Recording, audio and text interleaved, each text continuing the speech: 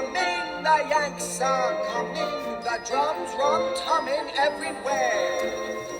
Welcome back to another show. We're going to be talking to another military veteran who will discuss his tour in the armed military and action in Vietnam. In Vietnam, the FSBs, or Fire Support Bases, were set up to provide artillery support for units or bases under attack.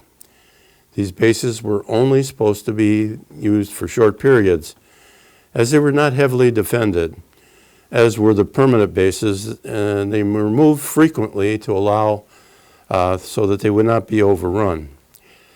My guest was attached to Fire Base Illingworth near the Cambodian border during Vietnam. The base was named after Corporal Jack Illingworth, an infantryman of the 1st Cavalry. He crossed a river under fire and retrieved a wounded soldier from the other side. Unfortunately, during that attack, while he was manning a machine gun, an RPG hit the machine gun and killed him.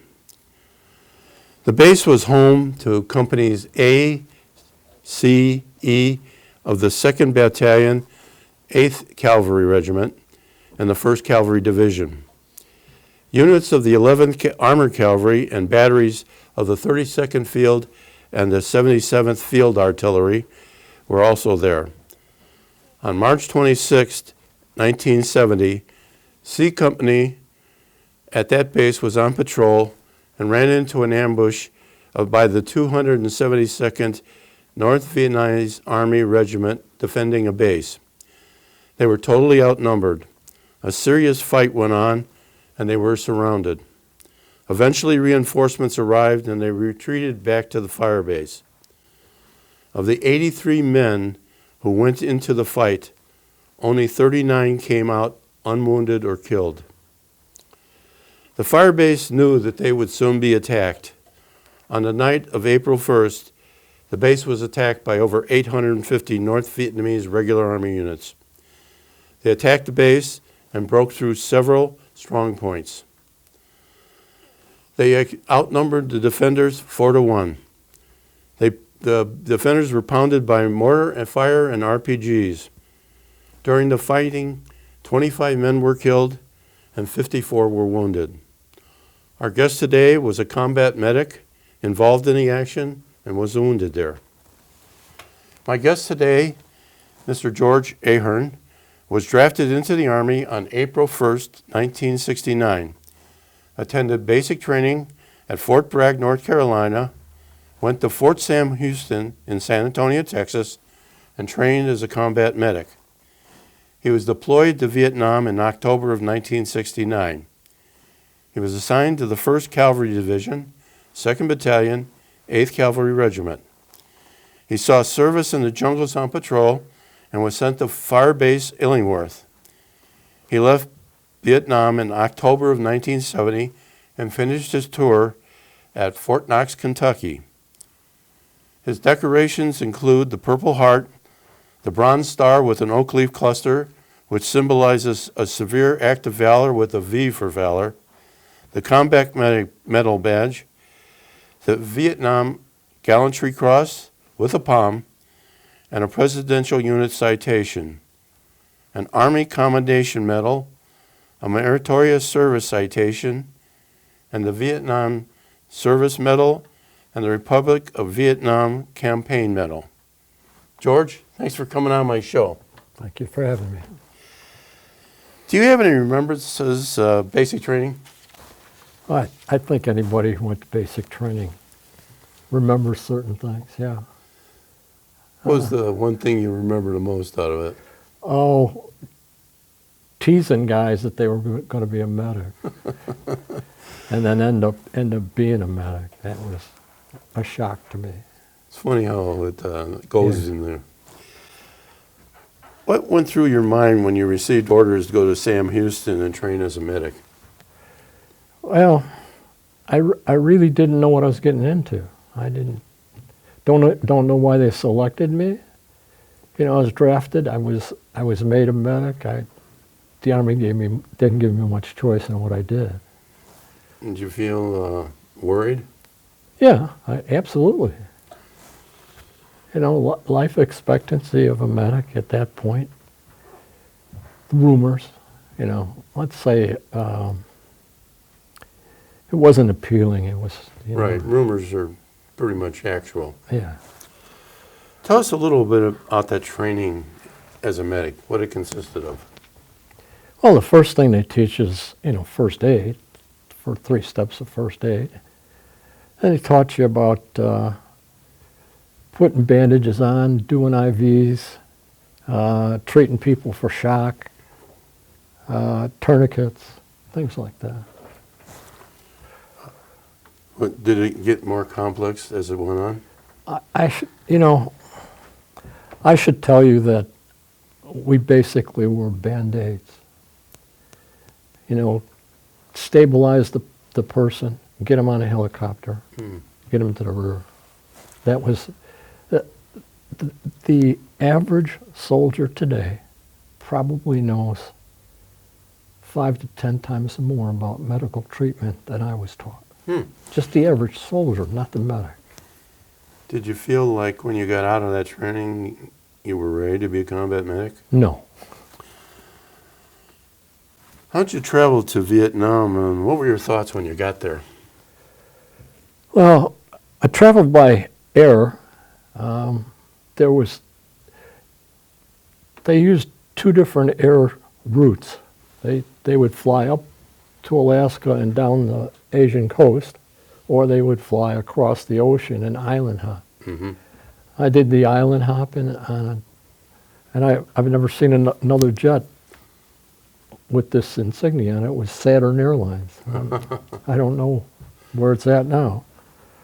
So we flew to Hawaii and the Philippines and so forth, and then we ended up in Vietnam. And the first thing you notice when you get off the plane is how hot and humid it is. And I have to say, when we were getting off the plane, there was a group of probably 200 soldiers, and they looked crusty. Their uniforms were all faded. You could tell they'd been there a while. And our uniforms, as soon as we got off the plane, we started sweating.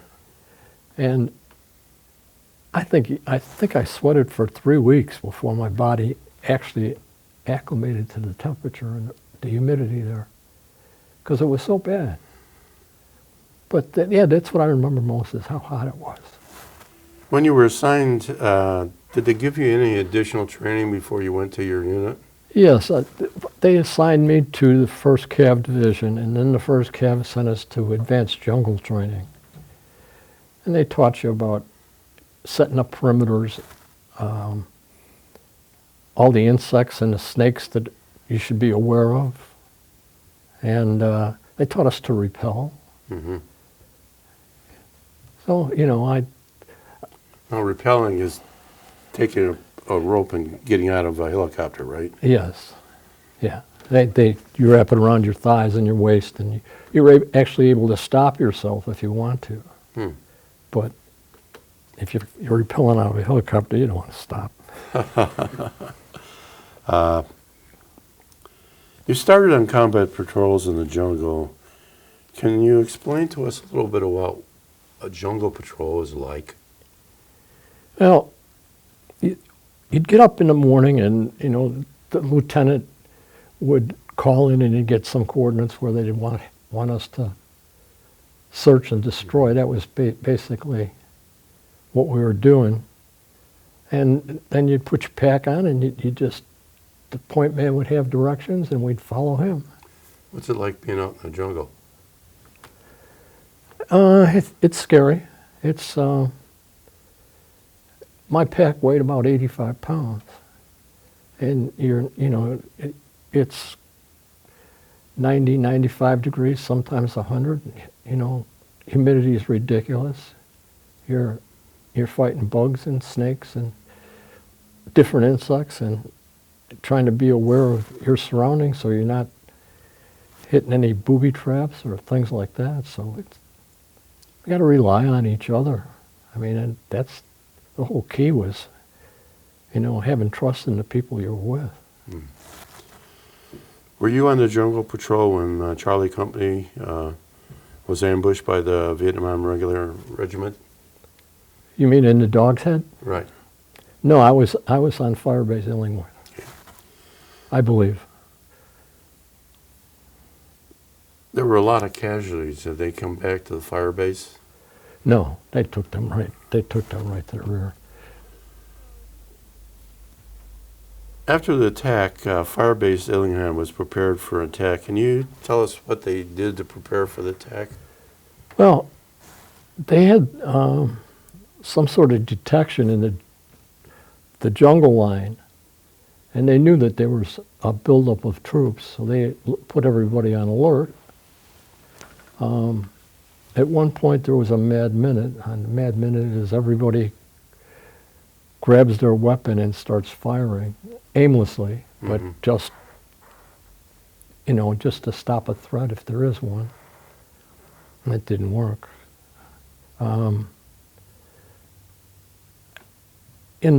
There's a VFW book that talks about Firebase Illingworth, and it says that there were over 300 mortar and rocket rounds that hit the firebase in the first 20 minutes. Wow. And we had been there so long, they were able to synchronize or hit all our main bunkers, knocked out the communications. We had no communications. The only way that we were able to get support was there was a helicopter gunship, and we were able to radio him, and he was radioing coordinates to the rear and the other fire bases to support us. And that's how we were able to survive. That guy in that gunship, his name was Hogue. He was something else.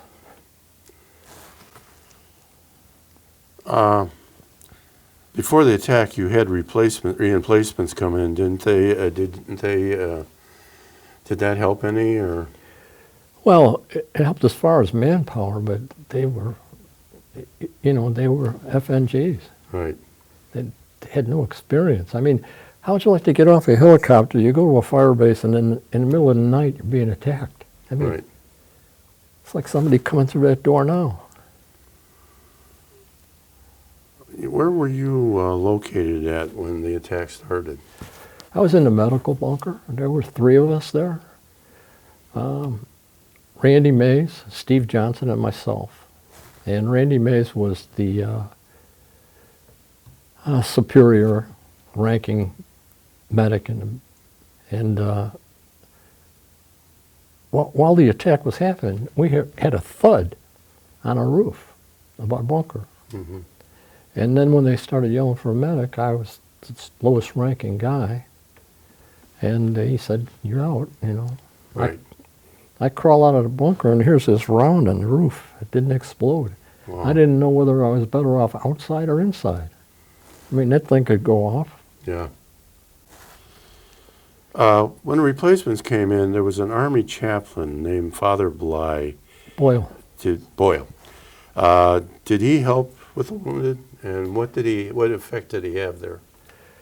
Father Boyle, when we were set up a triage around the medical bunker, and I was going from guy to guy trying to treat him, and he was behind me giving last rites to all of them and trying to comfort guys.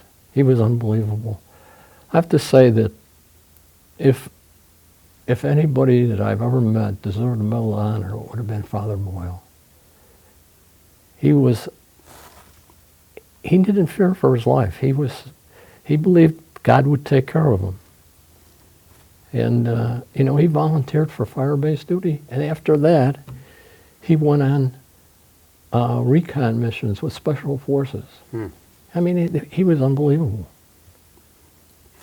I went to his retirement ceremony that was in Mundelein, and then he retired up there.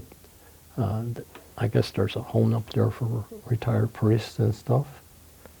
And then he unfortunately passed away. While you were taking care of the wounded, how did you I know you got wounded. How did that happen? Well, I didn't get shot. When they blew the 8-inch ammo dump, there was so much stuff in the air. The first things that came down hit me in the head and knocked my helmet off. And the second barrage hit me in the head and split my head open. That's right. The 8-inch battery artillery shells that were there got hit by the enemy, right? Well, they got in there and satchel charged them, which caused, actually, from things that I've read, that's the only reason we survived. They blew up that dump, and it killed so many Vietnamese soldiers and our soldiers that the Vietnamese pulled back for fear of a second explosion. That morning after they were beaten off and the reinforcements came in, how did you feel about that? I mean, what was your thoughts? You know, you just survived an attack. I wasn't thinking about that. I was thinking about, getting guys to the rear that hadn't been evacuated. And then we had to get the bodies to the rear too. And That's got to be tough. Mm-hmm. It says 54 guys wounded. That's what they say. That's what the military says. I'm going to tell you there was 93 that I counted.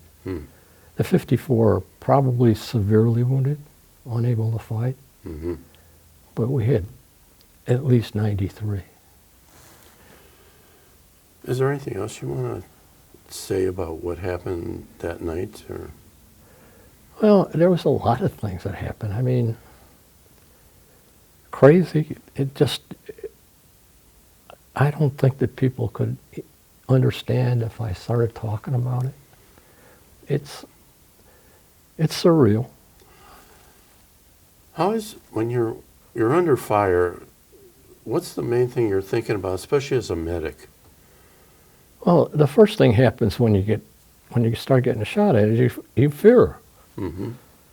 You automatically recoil. Oh my gosh, I'm being shot at, But then training kicks in, and you do what you have to do, or what you're supposed to do.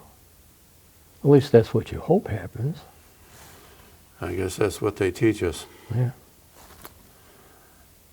Now, I ask all my guests every time we go through this show, how do you feel about being a vet? I'm very proud. I don't think you can understand what a vet is until you have been one. And, thank God not all of us have to go through combat and stuff like that. But being a vet, the ordeal it takes to become one, basic training, advanced individual training, where you're assigned the things that you have to do, the skills that you learn. There's a lot to it. And I'm real proud of being a vet. Yes, we are. You also told me you had a poem that you wanted to read. Yeah, I do. And it's not about Vietnam. It's just about being a vet. And it's about, how people come up and say, thank you for your service. Well, this is a poem by a fellow named Lawrence Vanecourt, and he wrote this in 1987. It's called Just a Common Soldier. He was getting old and paunchy, and his hair was falling fast, and he sat around the Legion telling stories of the past, of a war that he had fought in, and the deeds that he had done. In his exploits with his buddies, they were heroes, every one. And though sometimes his neighbors, his tales became a joke, all his Legion buddies listened, for they knew of where he spoke. But we'll hear his tales no longer, for old Bill has passed away, and the world is a little poorer, for a soldier died today. He will not be mourned by many, just his children and his wife, for he lived an ordinary and quiet, uneventful life, held a job and raised a family, quietly going his own way, and the world won't note his passing, though a soldier died today. When politicians leave this earth, their bodies lie in state, with thousands note their passing and proclaim that they were great. Papers tell their whole life stories from the time that they were young, but the soldier passing goes unnoticed and unsung. Is the greatest contribution to the welfare of our land a guy who breaks his promises and cons his fellow man? Or the ordinary fellow who in times of war and strife goes off to serve his country and offers up his life?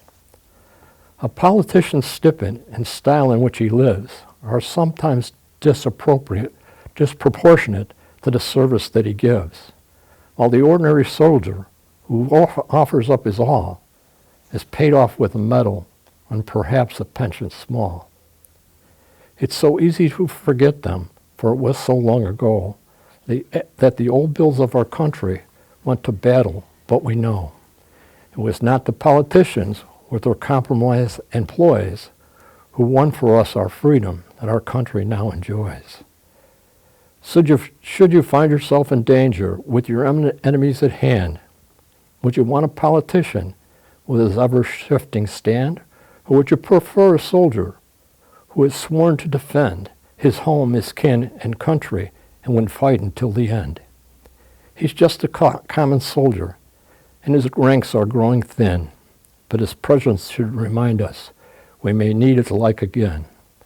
For when countries are in conflict, then we find the soldier's part is to clean up all the troubles that the politicians start.